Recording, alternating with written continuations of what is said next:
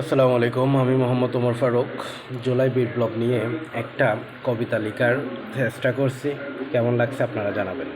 এখন আবৃত্তি করব।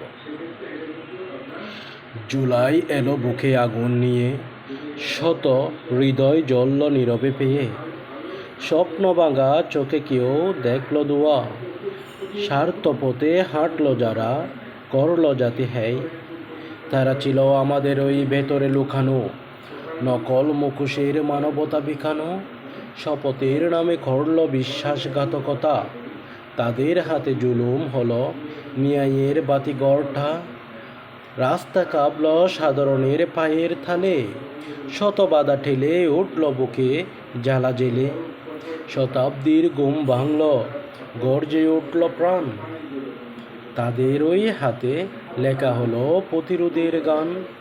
জুলাই শুধু মাস নয়, সে এক প্রতিজ্ঞা, ন্যায়ের জন্য লড়াইয়ের অঙ্গীকারের সিঁড়ি, যারা বিকিয়েছে আত্মা তারা ইতিহাসে হারাবে, জুলাইয়ের আগুনে সত্যের আলোয় টিকে যাবে।